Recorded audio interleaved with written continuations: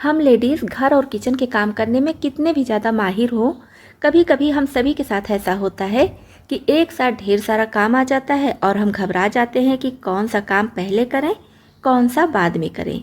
तो इस वजह से हमारा काम और भी नहीं हो पाता है।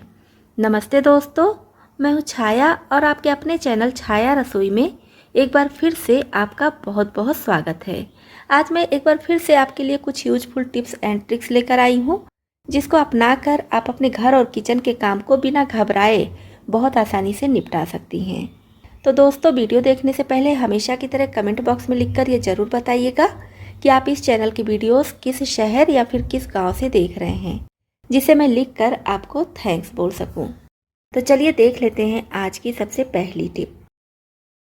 गुलाब जामुन, बालूशाही, जलेबी या फिर गुजिया, इस टाइप की बहुत सारी चाशनी वाली मिठाइयाँ हम सभी के घरों में आती ही रहती हैं। तो क्या होता है कि हम मिठाइयाँ तो खा लेते हैं, लेकिन इसकी चाशनी जो बच जाती है इसको फेंक देते हैं। तो यहाँ पर देखिए, गुड़ के गुलाब जामुन थे तो गुलाब जामुन तो ख़त्म हो गए, लेकिन चाशनी अभी बची हुई है। हम इसको ऐसे फ्रिज में पड़े रहने देते हैं तो फ्रिज में काफ़ी सारा स्पेस लेता है और फिर लास्ट में यही होता है कि इसे फेंक देते हैं। तो आज हम ना तो इसको फ्रिज में रखेंगे और ना ही फेंकेंगे, बहुत अच्छा रीयूज करेंगे। तो इस चाशनी को मैं डाल दे रही हूँ कढ़ाई में। फ्लेम लो मीडियम पर रखेंगे और इसे चलाते हुए हमें गाढ़ा करना है। गाढ़ा कितना करेंगे, वीडियो में बने रहिए, अभी आपको पता चल जाएगा। तो ये गुड़ की चाशनी है, इसलिए जैसे जैसे हम इसको पकाएंगे वैसे वैसे कलर डार्क होता जाएगा। तो आप देख पा रहे होंगे इसमें से कितना ज़्यादा झाग निकल रहा है। तो अभी भी हमें इसे इस तरह से चलाते हुए पकाना है। तो इसको पकाते पकाते कलर एकदम आप देख पा रहे होंगे डार्क हो गया है। तो अब हम एक कटोरी में पानी लेंगे और इस चाशनी को डालकर इसमें चेक करेंगे। तो कुछ सेकंड के बाद पानी से हम इसे निकालेंगे और इस तरह से खींच कर देखेंगे। तो इसको मैं इस तरह से थोड़ा जोर लगाकर खींच रही हूँ तो ये टूट रहा है। तो ना तो बहुत ज़्यादा कड़क है, ना ही बहुत ज़्यादा सॉफ्ट है, तो बस इसी तरह से हमें चाहिए। अब तुरंत हम फ्लेम ऑफ कर देंगे और इसमें डाल देंगे मुरमुरा, साथ में थोड़ा सा मूंगफली का दाना। मैं पहले करीब 1.5 कटोरी मुरमुरा डाली थी, तो चाशनी थोड़ी ज़्यादा लग रही थी तो आधा कटोरी और डाल दी हूँ। तो आप चाशनी के हिसाब से मुरमुरा ले लीजिए, कोई भी मेजरमेंट इसका नहीं है। तो हम यहाँ पर बना रहे हैं गुलाब जामुन की बची हुई चाशनी से मुरमुरे की चिक्की। तो जब अच्छे से ये मिक्स हो गया है तो घी से ग्रीस किए हुए थाली में इसको डाल देंगे और फिर बेलन में हल्का सा घी लगाएंगे और इसको इस तरह से बराबर कर देंगे, जैसा कि वीडियो में आप देख पा रहे होंगे। इससे एक बराबर की चिक्की बनकर तैयार होगी। अब इसे हम इसी समय कट भी कर लेंगे, क्योंकि जब ये कड़क हो जाएगी ना तो कट नहीं होगी। पहले से ही कट करके करीब 1 घंटे के लिए छोड़ देंगे। तो 1 घंटे के बाद देखिए चिक्की अच्छी तरह से सेट हो गई है। इसको सेट होने में बिल्कुल भी समय नहीं लगता है। और आप देख पा रहे होंगे कितनी बढ़िया गुलाब जामुन के बचे हुए चाशनी से ये चिक्की बनकर तैयार हो गई है। मैं यहाँ पर मुरमुरे की चिक्की बनाई हूँ, आप चाहे तो इससे लड्डू भी बना सकते हैं या फिर मूंगफली की चिक्की, चने की चिक्की, अपनी पसंद अनुसार ड्राई फ्रूट्स चिक्की जो भी चाहे बना सकते हैं। तो देखिए, है ना कमाल की रेसिपी। इस तरह से गुलाब जामुन की चाशनी हम फेंक देते और उससे इतनी बढ़िया रेसिपी बनाकर तैयार कर लिए हैं। उम्मीद करती हूँ आपको ये टिप बहुत ज़्यादा पसंद आई होगी। पसंद आई हो तो प्लीज़ वीडियो को लाइक कीजिएगा, क्योंकि आपके लाइक से ही हमें पता चलता है कि हमारे वीडियोस आपको पसंद आते हैं। हो सके तो कमेंट बॉक्स में लिखकर भी बता दीजिएगा। तो चलिए देख लेते हैं नेक्स्ट टिप। पुरानी मेटल की चूड़ियाँ हम सभी लेडीज़ के पास होती ही हैं। कभी कभी इनका कलर उतर जाता है या ये टेढ़ी मेढ़ी हो जाती हैं तो हम इनको नहीं पहनते हैं। तो इसका बहुत अच्छा यूज हम कर सकते हैं। जैसे कि आप अपने घर में, किचन में, रूम में, जहाँ भी आपको सुविधा हो वहाँ पर आप इसको हैंग कर दीजिए इस तरह से और इसमें लगा दीजिए अपने चश्मे को इस तरह से। क्या होता है, हम चश्मा इधर उधर रख देते हैं, हमें बिल्कुल भी ध्यान नहीं रहता है, या तो फिर किचन में ज़्यादा समय बिताते हैं तो किचन में रख देते हैं और इधर उधर खोजते रहते हैं। तो हर जगह एक एक इस तरह से बैंगल लगा दीजिए और जब भी आप चश्मा उतारिए तो उसी पर इस तरह से हैंग कीजिए। आपको चश्मा इधर उधर खोजने की ज़रूरत नहीं पड़ेगी। नेक्स्ट टिप है हमारी हरी मिर्च को लेकर। जैसे कि 10 से 12 या 8 से 10 अपने हिसाब से आप हरी मिर्च ले लीजिए और इस तरह से इकट्ठा कर लीजिए। डंडी वाला भाग एक साइड में कर दीजिए और यहाँ पर लगा दीजिए रबर बैंड। और रबर बैंड को बहुत ज़्यादा टाइट नहीं लगाना है, बस हल्के से लगाना है जिससे कि सब इकट्ठा हो जाए। तो कई बंच इस तरह से तैयार कर सकते हैं। अब हम लेंगे कप में पानी। कप या ग्लास किसी भी चीज में आप अपने हिसाब से पानी ले लीजिएगा। इसकी डंडी को हम पानी में इस तरह से डुबा कर रखेंगे। बस आपको ध्यान रखना है कि इसकी डंडी इसमें लगी रहे। तो पूरे सप्ताह तक आप इसको रखेंगे, फिर भी ना तो हरी मिर्च सूखेगी और ना ही खराब होगी। छोटी सी है लेकिन जरूरत पड़ने पे ये टिप बहुत ही काम आती है, तो आप भी इसको अपना सकते हैं। इस तरह की चीनी वाली मिठाई हम सभी के घरों में आती है। अगर वैसे नहीं आती है तो कोई पर्व त्योहार जब पड़ता है ना तो जरूर आती है। जैसे कि अभी भाई दूज गया है, अभी क्या हो गया काफी समय, तो भाई दूज में हमारे यहाँ इस तरह की मिठाई चीनी वाली आती है। तो क्या होता है, कभी कभी ज्यादा हो जाती है, बच जाती है। तो मेरे यहाँ भी देखिए इतनी मिठाई बची हुई है, और ऐसा नहीं कि ज्यादा दिन हो गया तो ये खराब हो गई है। बिल्कुल भी खराब नहीं हुई है। जैसे हम मार्केट से लेकर आए थे सेम उसी तरह से है। जैसा कि आप वीडियो में देख पा रहे होंगे, एकदम फ्रेश लग रही है। क्योंकि मैं इसको पॉलीथीन में करके फ्रिज में रखती थी, तो फ्रिज में रखने की वजह से बिल्कुल सही है, जरा सा भी कहीं खराब नहीं हुई है। आपके घरों में भी ये चीनी वाली मिठाइयाँ जरूर आती होंगी और कभी ना कभी बची भी रह जाती होंगी। तो आज मैं इनका बहुत अच्छा यूज बताऊंगी कि इनको आप किस तरह से अपने किचन में यूज कर सकते हैं, किस तरह से आप इनको खा सकते हैं। जैसे कि यहाँ पर आप देख पा रहे होंगे चीनी वाली मिठाई है, कुछ बतासे हैं, और ये गट्टा, इसको हमारे यहाँ गट्टा बोला जाता है, तो ये भी है। तो सबको मैं एक साथ यूज करूंगी। तो इसको मैं फिर से इसी पॉलीथीन में डाल दे रही हूँ और इसको इस तरह से किसी भारी चीज से तोड़ लेंगे। तो इसको आप मोटा महीन किसी भी तरह से कूट लीजिए, और चाहे तो छोटे टुकड़े में करने के बाद मिक्सी जार में डालकर पीस भी सकते हैं। मैं इसी से थोड़ा सा ज्यादा इसको कूट ले रही हूँ, तो फिर पीसने की जरूरत नहीं पड़ेगी। तो ये देखिए इस तरह से दरदरा सा पाउडर तैयार हो गया है। इसका यूज आप खीर, हलवा या फिर कोई भी जहाँ पर चीनी का यूज करती हैं कर सकते हैं। कुछ नहीं तो बेसन का लड्डू बना सकते हैं, तगार का काम करेगा। बेसन का लड्डू बहुत बढ़िया बनता है, मैं वीडियो भी डाल चुकी हूँ। यहाँ तक कि इसका यूज आप चाय में भी कर सकते हैं। चाय में बिल्कुल नहीं पता चलेगा कि चीनी वाली मिठाई डाले हैं, बहुत बढ़िया चाय बनकर तैयार होती है। तो मैं इसे हलवा बनाकर आपको फटाफट दिखा दे रही हूँ। कढ़ाई में घी डालकर इसमें सूजी अच्छी तरह से भून लेंगे। जब तक सूजी भून रही है तब तक मैं देखिए इसको डिब्बे में भर ली हूँ। अब जब सूजी भून जाए तब इसमें डाल देंगे पानी, और चीनी की जगह पर यूज करेंगे इस चीनी वाली मिठाई से तैयार पाउडर का। तो मैं यहाँ पर सूजी का हलवा बनाकर आपको दिखाई हूँ। आप इसके बजाय कोई भी हलवा बना सकते हैं। तो जिस जिस रेसिपी में आप चीनी का यूज करते हैं उस रेसिपी में इस चीनी वाली मिठाई के पाउडर का यूज कर सकते हैं। अक्सर हम हरी मिर्च कट करते हैं तो इस तरह से, हर बार जरूरी नहीं है कि चॉपिंग बोर्ड पर ही रख के कट करते हैं।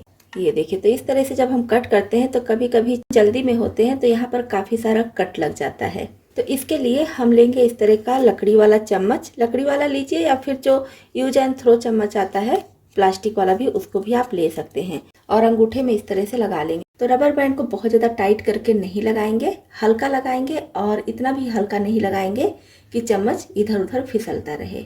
अब हम इस तरह से रबर बैंड की मदद से चम्मच लगाकर और फिर मिर्ची या जो भी सब्जी वगैरह आपको कट करनी है, सैलेड वगैरह, आसानी से कट कर सकते हैं। कहने को तो छोटी सी टिप है लेकिन बहुत काम की है।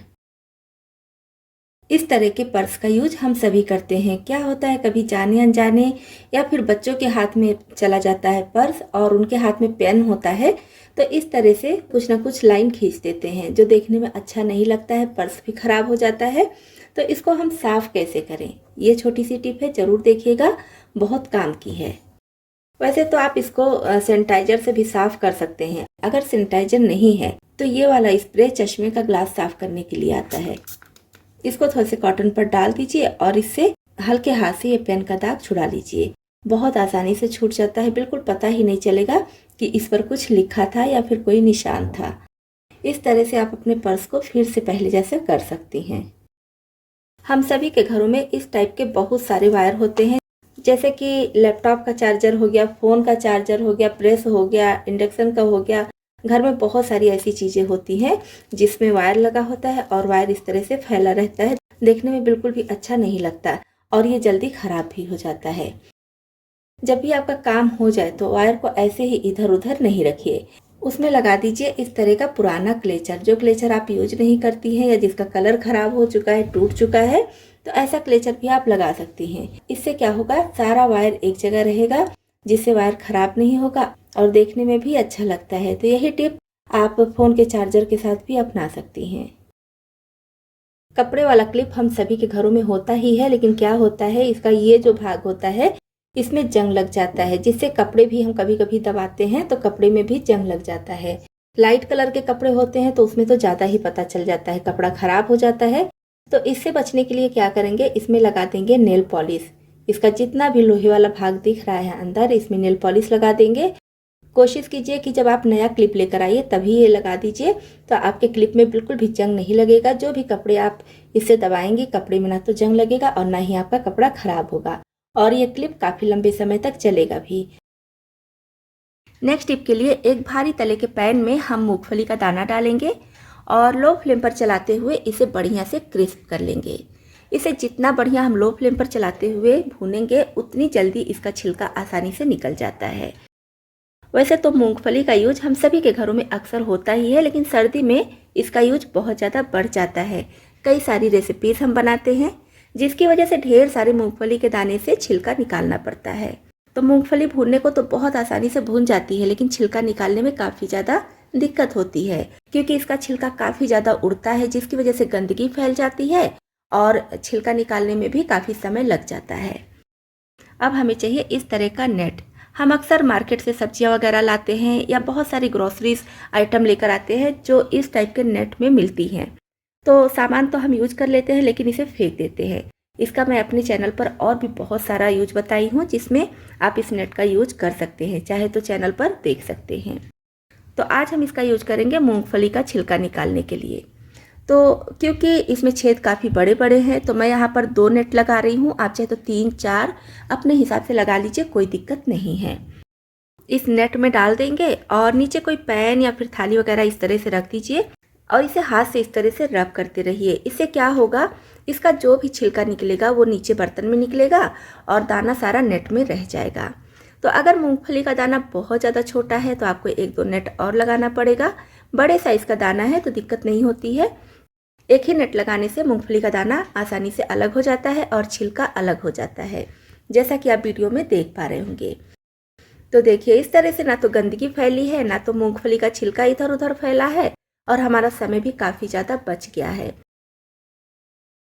किलो किलो मूंगफली के छिलके को बस आप नेट की मदद से अलग कर सकते हैं। देखिए हमारा काम कितना आसान हो गया है। तो जब भी आपके घर में इस तरह का नेट आए तो इसको फेंकिए नहीं, एक बार इस तरह से यूज करके ज़रूर देखिए। आइडिया आपको पसंद आया हो तो कमेंट बॉक्स में लिखकर भी ज़रूर बताइएगा। चलिए बढ़ते हैं नेक्स्ट टिप की तरफ। डस्टबिन का यूज हम सभी के घरों में होता है, लेकिन दिक्कत क्या होती है, इसमें जो हम पॉलीथीन लगाते हैं तो जब कचरा डालते हैं तो पॉलीथीन नीचे हो जाती है और कचरा ऊपर हो जाता है। ऐसे करते करते सारी पॉलीथीन नीचे दब जाती है और कचरा ऊपर रह जाता है, जिससे हमें डस्टबिन की सफाई करनी पड़ती है, बार बार इसे धुलना पड़ता है।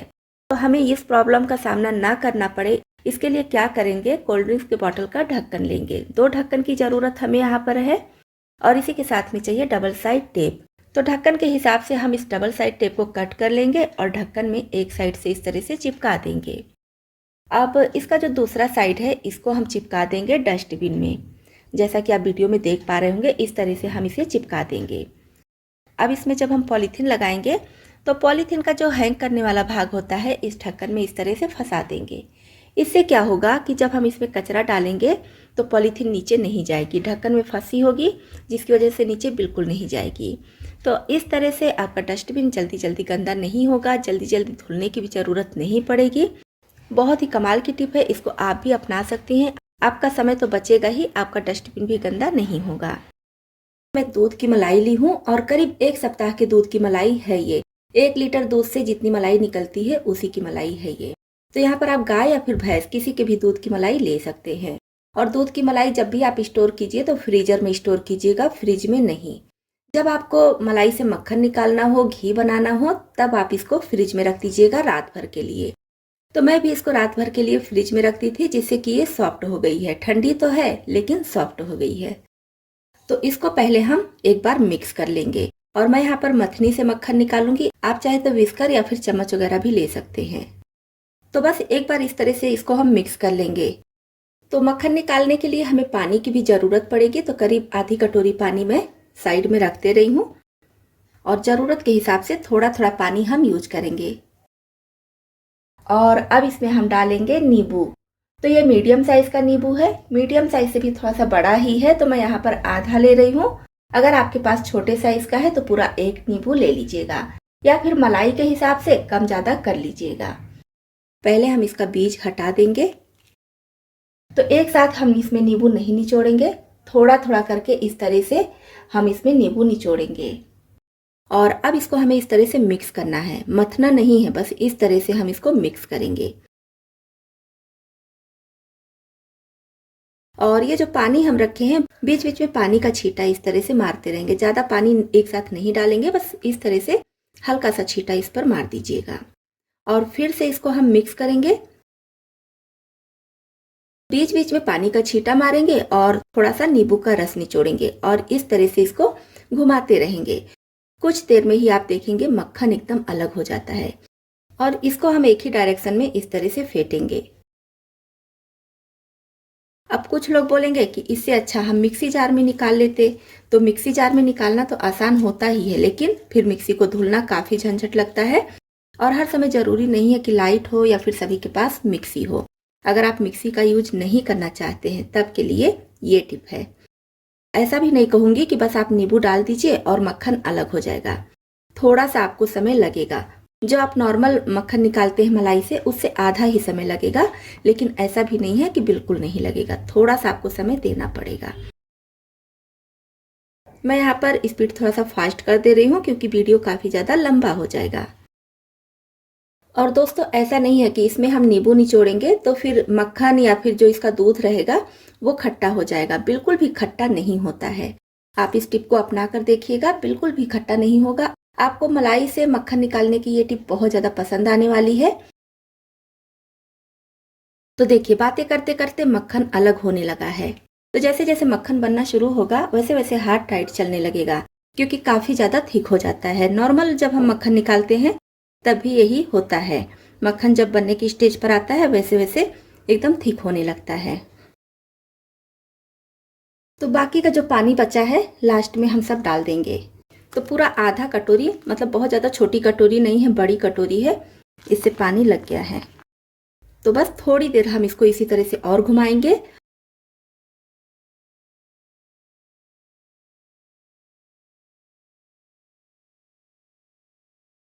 तो देखिए मक्खन अलग हो गया है। अब इसमें हम पानी डालेंगे।